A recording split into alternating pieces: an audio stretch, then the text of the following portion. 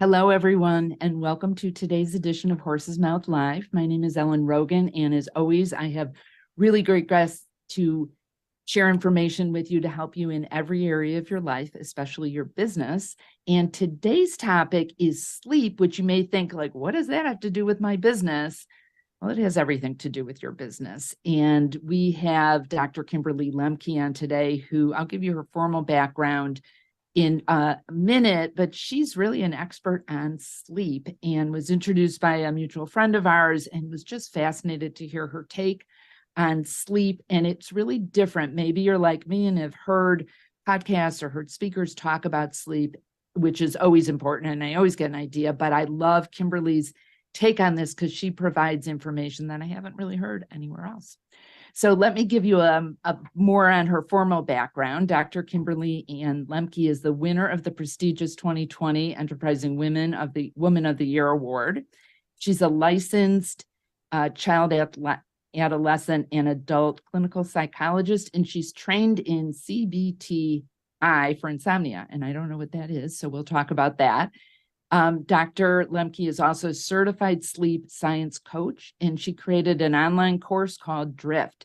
She also, besides working with individuals, works with corporations. She does speaking engagements, and she's all about helping her clients with better sleep, less stress, and other wellness workshops to reduce fatigue and burnout. So, Kimberly, welcome. I'm so excited that you're here with us. Thank you so much for having me. I appreciate it. So if it's not logical to someone, why is talking about sleep an important business conversation? It's a good question. We think about sleep as it's just one of the things we have to do, right? It's a personal sort of hygiene issue, if you will. And what we find is that it goes so much deeper than that. So we see that it affects the individual, obviously. We get a little bit crabbier, right? Our mood shifts a little bit. And what happens productivity wise, though, is that we see in businesses productivity decreases and we see errors getting made more. I use an example frequently of driving a car and training, and a lot of organizations talk about, right, how do we train our people more? And you can really train people as much as you want, but if cognitively they're impaired because they're not sleeping well, it doesn't matter, right? So if let's say, my reaction time is slowed because I'm not sleeping and I get into an accident in my car, you can train me all you want on how to drive a car. It's really not that, right? It's that I'm cognitively impaired. And so when it comes to businesses, there are so many things that sleep, sort of the effects of sleep that really show up in our businesses. So I focused on sleep to really help individuals, because when individuals feel better and do better, then corporations also feel better and do better. Yeah, that makes so much sense to me. So I'm curious about to understand maybe a little bit more about how sleep works, and so that we can fall asleep easier, which I actually fall asleep pretty easily most nights, but it's the staying asleep part that can be elusive for me. So I can be like out like a light. I have good, some of the other things in terms of hygiene, but then it's 2:20 and Ellen's wide awake. So, and maybe you Yeah. can share a little bit about like how does sleep work and what are some ideas that can have us better at the whole night's sleep.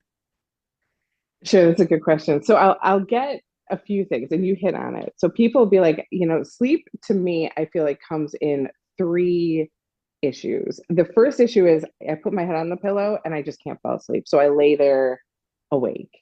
And then there's people who are like, I can fall asleep without an issue, right? Immediately head hits the pillow and I'm out. And then 2 o'clock, 3 o'clock comes and I'm wide awake, right? Or, right, both of those are okay. But then what happens is that either when I wake up or when I put my head on the pillow, I can't stop my mind from racing and the thoughts that come with it. And so usually somebody falls within one of those three issues. Some people are like, I have no issue sleeping, but it's amazing how they know somebody who has an issue sleeping, whether it's a kid or it's a partner or it's a friend. And so it really is sort of a universal issue. And we read a lot about what do we need to do in the evening. So we talk a lot about, which is absolutely important and critical and helpful, right? So we talk about nighttime routines. I have 12-year-old twins who I'm super blessed with. And I can tell you that, when it was time for their bed, I didn't just run upstairs and just put them in bed and be like, I'm out, right? And then just run the other way, right? It's especially for kids, right? It's we have bath time, right? We dim down the lights, we have a story, we put on relaxing sounds and darken the room. And for adults, right, what we do is, we shut off our laptop or our computer and then we try to lay right down. And so there's such an importance in creating that nighttime ritual, and sort of getting ready for sleep. However, we don't think about like how important days are. So we think of sleep as a night issue, and I think of sleep as a day issue and a night issue. So one of the things I talk about is sleep balloons, which sounds weird, but I'm a super visual thinker. So if you think about this idea of a sleep balloon, we had colleagues that shared this idea, and I just loved it. So what happens is that during our day, sleep is a chemical and a biological issue, right? We have to build sleep chemicals in order to sleep at night. And so if you think about, you have this sort of balloon, and your job to get a good night's sleep has to happen during the day. So during the day, if you're building these sort of sleep chemicals so that the balloon gets as sort of taut and tight as possible, that's what we're going for. Because when we get that balloon sort of full of those chemicals and we add it to sort of our biological circadian rhythm clock, those two sort of work together to get us through the night. So to help us fall asleep and stay asleep. And so the key is really, what are we doing during our days that are going to help fill that sleep balloon? And so the main things that we want to look at for that are anything sensory. So the key and the secret to this, and it sounds super simple, is sunlight. It is amazing how important it is. The reason is that in our brain, we sort of have this very um, huge sort of part of our brain that looks at it and says, I sense light, I am starting up. And basically all that means is I'm starting up, I'm going to start, sending out chemicals, I'm going to start sending out things, I'm going to start waking up all your systems. And it's because it's light triggered. And so your body knows it's sort of wake up time. So one of the keys to sort of starting increasing those chemicals in that balloon is to get sunlight. And sunlight is key. And anything sensory is key, right? So we talk about working out and activity, and movement, and it doesn't have to be big movements, right? So people who might have some mobility issues, just stand up, right? Stretch for a minute, take some deep breaths. So anything like that that you can do that sort of build that sleep balloon into this sort of taut balloon full of those sleep chemicals, so that at night when you fall asleep and then you wake up at 2, right, or that sort of 2:30 zone, that you'll have sort of enough that it can decompress that balloon more and get you through the night. And so that's one of the main sleeps that I teach people, is really focusing on light and getting light. So I have a very specific question. Being from Chicago, we were talking before we went live about how lovely it is here today.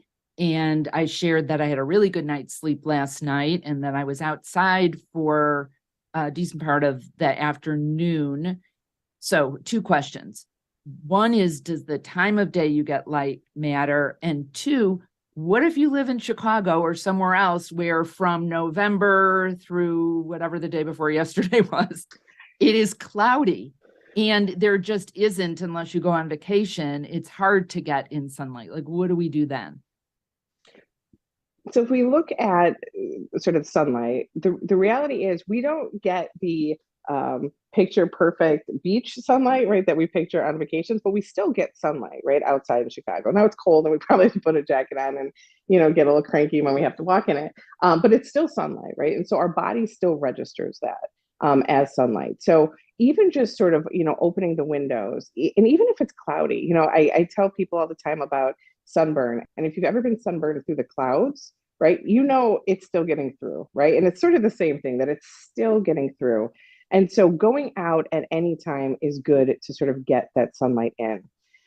In terms of timing of day, that's a very good question, interesting question. So if, let's say, right, I am trying to stay up a little bit later, right? Let's say I have work to do, I have deadlines to do, whatever it is. I have individuals who sort of have global organizations, and so timing becomes an issue.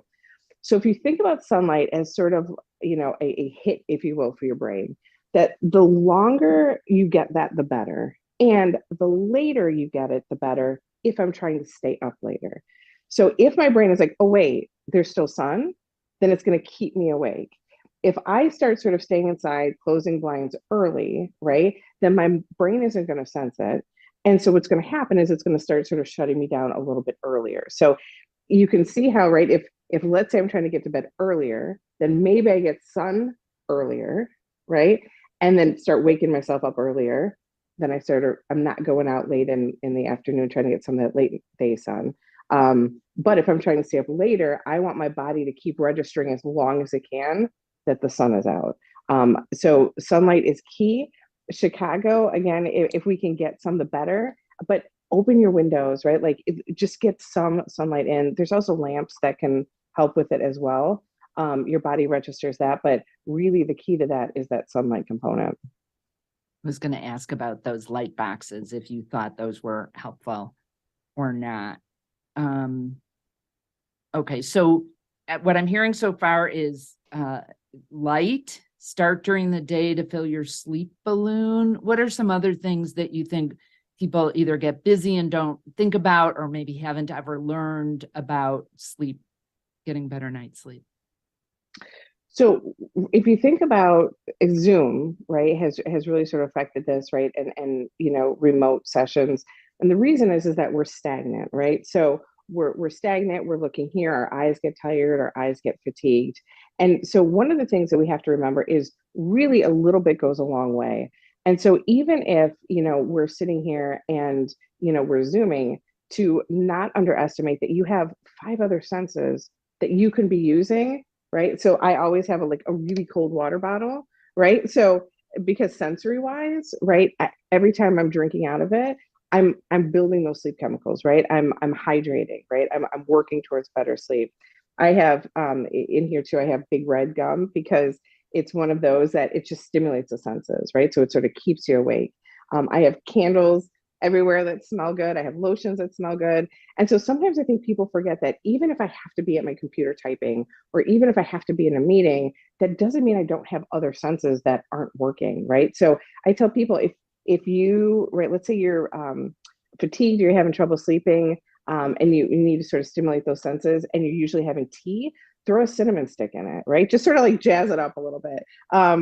And so it's those sort of things that we don't think of, right? We think about these big things, right? Like nighttime rituals, getting out and getting sun, which incredibly helpful, but you got other senses in there that, just a stand up, a movement, a deep breath, a cold glass of water, hot tea, a cinnamon stick, Big Red gum, I don't care what it is, you're still sort of stimulating those senses. So there's always something to be doing during the day that can help you sleep at night. That I had never heard before. And I was looking around a little bit in my office because I know I have essential oils. I have all sorts of things around my office to see if I could grab it quickly, but I couldn't find it. But I will when we're done for sure, and use and think about that there's other benefits for having those things around.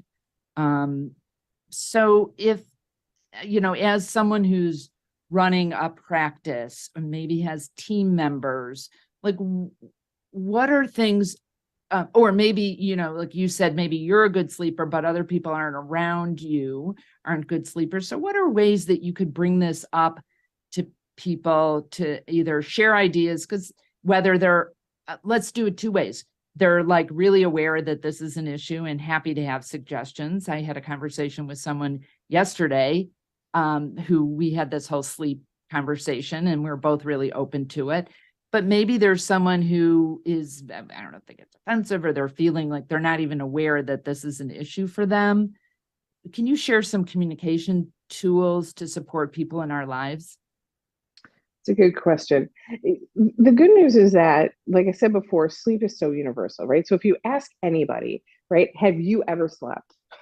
Like the answer is always yes, right? So if somebody says like that's not important to me, but you have to do it every night, right? Like so, whether it's an issue or it's not an issue, you still have to do it, right? So if you're going to do it, why not sort of maximize how you do it, right? So the good news is you don't really run into people who say they've never slept.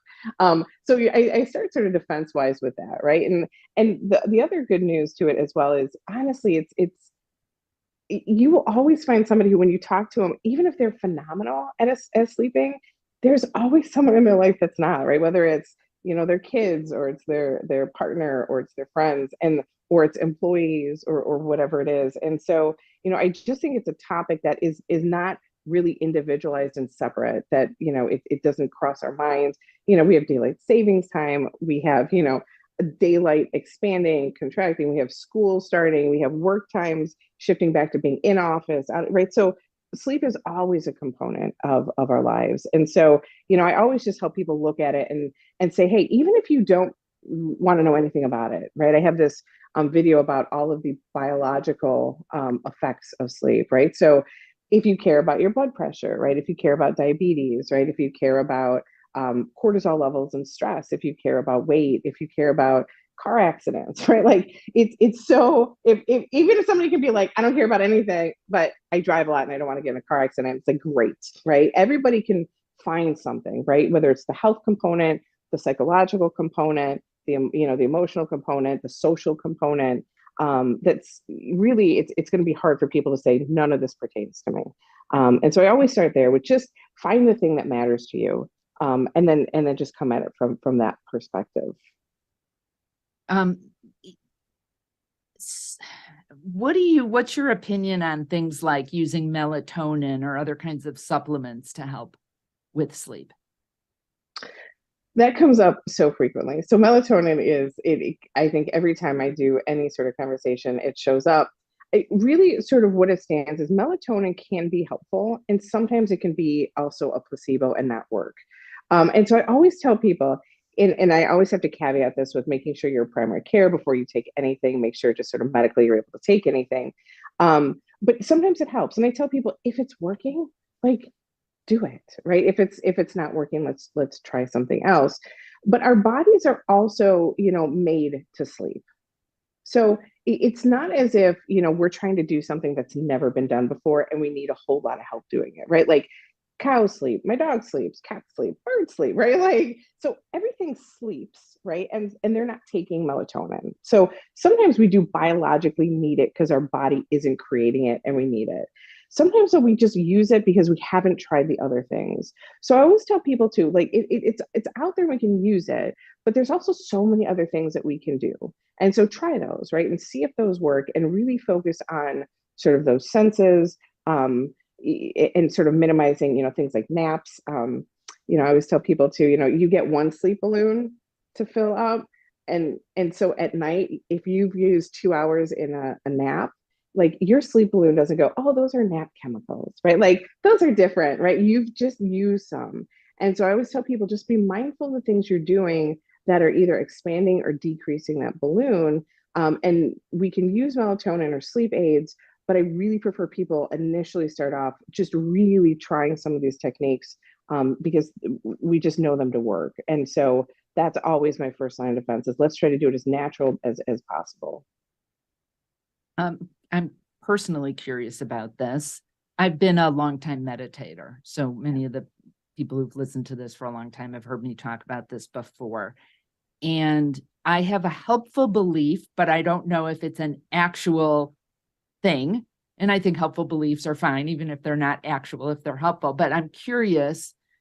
So if I wake up at 2:30 or 3 and can't fall back asleep, first of all, I get up early anyway, but not that early typically. I have this belief if I sit up and meditate that I'm recouping some of the lost sleep. And I find that I'm okay during the day.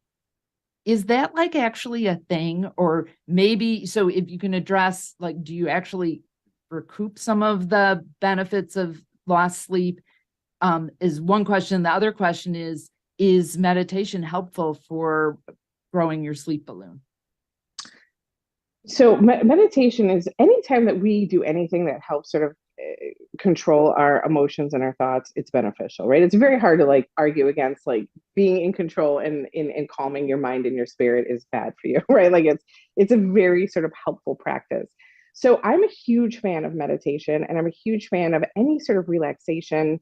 There's progressive muscle relaxation as well. Sometimes when you have a more active mind, it's harder to get into that meditative zone.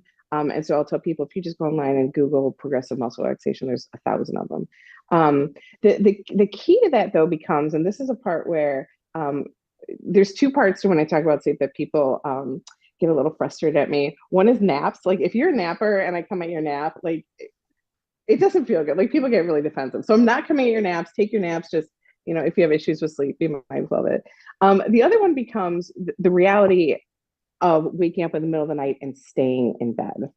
So sleep should really be just, your bed should really be just for sleep, right? And so what happens is we tend to lay in our bed and do things in our bed that could be relaxing, but could be sort of, creating this bond of my bed is somewhere I'm awake.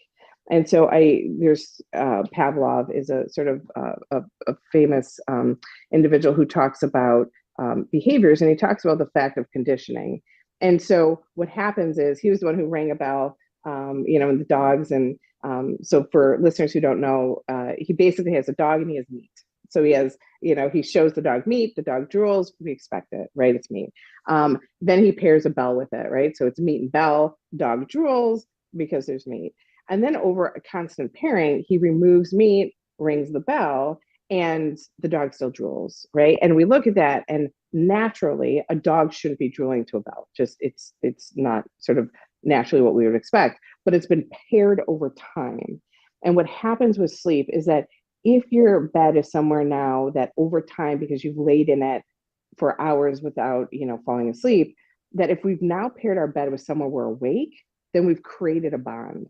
And that bond actually can make us stay awake. So if you are in that bed for more than 20 minutes, you're just reinforcing the bond of my bed is somewhere I'm awake versus my bed is somewhere I'm asleep. So if you're going to be in bed for more than 20 minutes, I tell people get out of bed, go to somewhere comfy, it's not a punishment, go to sort of a cozy zone and meditate there, right? And do sort of those tools there and regroup your thoughts there and recenter and refocus, and then get back into bed. If you can sort of meditate or do sort of that muscle relaxation, calm any of your thoughts, and 15 to 20 minutes, you're back asleep, no worries, stay in bed, that's good. But we really find that when you're staying in bed longer, even if you're doing something super helpful, it pairs that, and that becomes where sort of insomnia lies, is it becomes the bed is now where I'm awake, and we got to break that bond, even if we're doing sort of helpful things while we're in bed. So I'm curious if you have an opinion about this. I was listening to a podcast with a sleep researcher who was talking about sleep divorce, where people will sleep in a different bed than their partner and they end up sleeping better. So I'm curious, with your psychologist background, if like you found that that's like a really great strategy for some people, so both people get a good night's sleep, or if there's other issues with them. I'm just curious about your opinion of, I hadn't heard that term before yesterday either, sleep divorce. So actively in the field, we're actually making steps towards not calling it a sleep divorce. We call it sleep divorce, but it sounds so horrible, right? Everybody's like, I don't want to do that, right? Like, so we're actually trying to like pull that word out of it, right? To just sort of de-shame it a little bit, right? But the truth is, right, sleep is a very individual process. And so, right, I might need multiple blankets. My partner might need no blankets, right? I might need a soft mattress. My partner might need a firmer mattress, right? What kind of pillow do I need? What kind of, do I need a fan? Do they not need a fan? And there's so many personal and individual like components to sleep that we do find that when people sort of can sleep separate, we will see that if they're having sleep issues, sometimes they will sleep better.